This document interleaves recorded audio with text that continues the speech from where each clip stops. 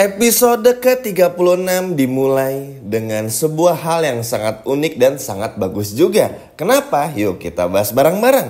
Jadi setelah pergi ke pasar teman-teman, akhirnya Mutiara pun juga kembali ke rumah. Nah, ketika kembali ke rumah dan Pak Dandi pun juga udah gak ada di rumah karena sudah pergi ke Amerika, maka Sandra berulah lagi dan bikin masalah lagi teman-teman.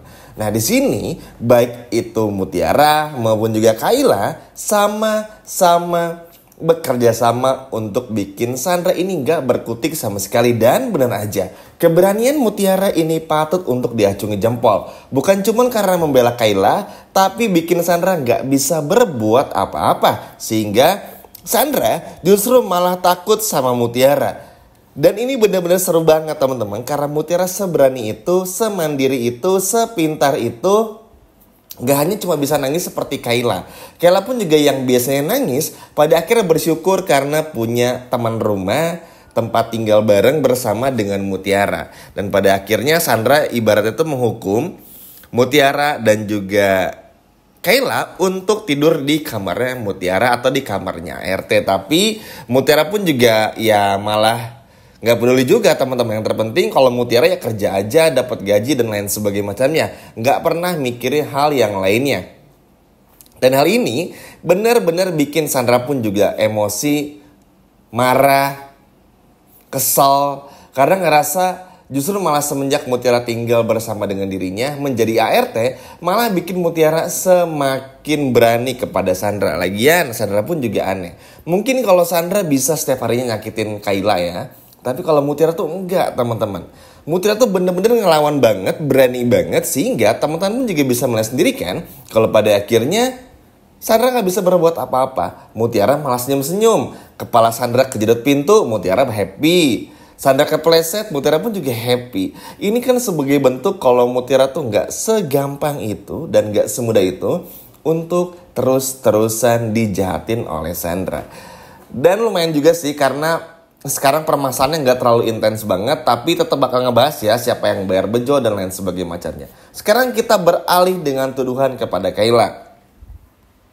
Jadi teman-teman, entah bagaimana ceritanya, Kenzo ini justru malah percaya kalau Kayla ini adalah pelakunya.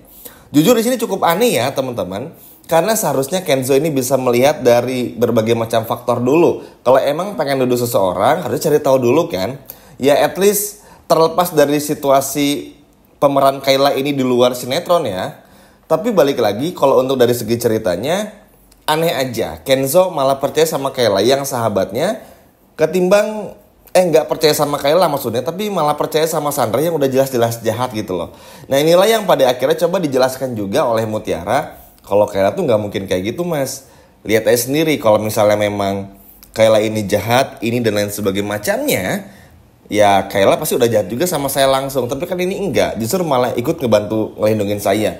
Di sini Kenzo sempat bimbang, tapi balik lagi. Dan yang tahu teman-teman apa? Ya Kenzo langsung menghampiri Aditya untuk gimana caranya meminta izin untuk memecat Kayla. Karena mau bagaimanapun juga Kenzo ini bekerja di perusahaan papanya sendiri Aditya. Sehingga pasti masih tetap butuh izin dari Aditya untuk melakukan sesuatu. Nah di momen ini Aditya pun juga bingung, loh kenapa memecat Kayla tuh karena hal apa? Kalau Aditya tuh kan memang orangnya sangat sangat reasonable gitu orangnya. Kalau pengen ada sesuatu tuh harus ada alasannya.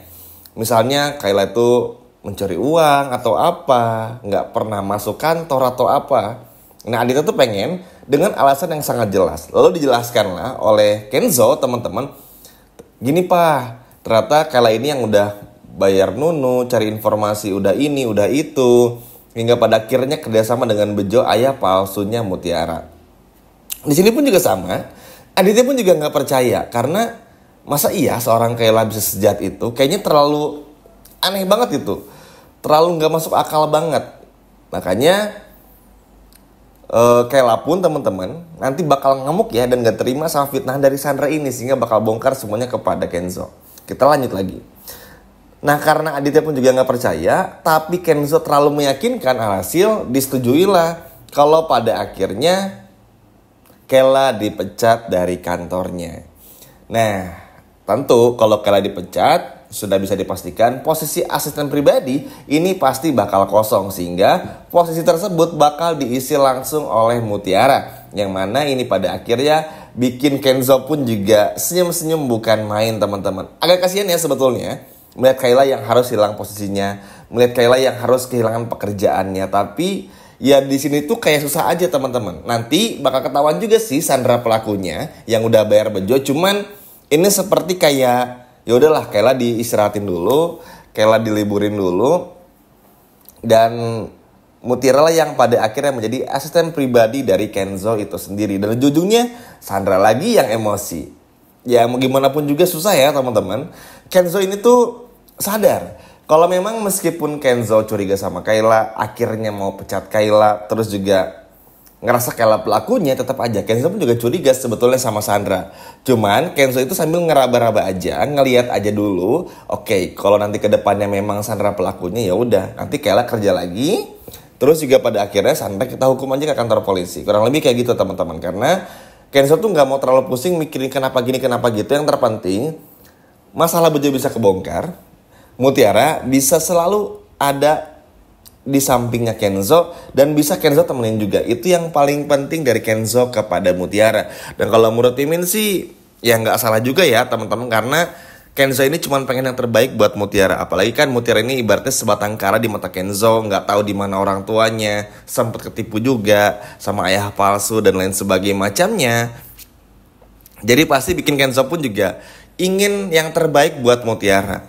Nah memang yang bikin kesalnya adalah karena Kenzo masih selalu ngerasa kalau Mutiara tuh aman tinggal di rumahnya Sandra, teman-teman. Ya aman sih karena Mutiaranya tuh bener-bener berani melawan si Sandra ini ya. Tapi semoga aja Kenzo pun juga sadar kalau Mutiara tuh gak betah di sana, gak kerasan tinggal di sana. Karena mau bagaimanapun juga Mutiara ini tuh lebih pantas untuk tinggal di rumahnya Aditya, ayah kandungnya. Dan semoga pada saat Kayla dipecat, Mutiara menjadi asisten pribadi dari Kenzo. Kenzo pun juga langsung membawa Mutiara kembali pulang ke rumah untuk bekerja dengan Kenzo bareng, biar gak perlu jemput sana jemput sini kan. Karena biar gak capek juga, apalagi Aditya pun juga langsung menyetujui kalau Mutiara menjadi asisten pribadi dari Kenzo juga. Wah ini sih sebuah perputaran yang sangat keren ya. Apalagi kita pun juga semua tahu, meskipun ini harus ada korban tertuduh yaitu Kayla, tapi buat Kayla ya sabar aja. Nanti pun juga pasti bakal balik lagi. Tapi ya mau gimana pun juga memang udah jodohnya aja kali ya, teman-teman.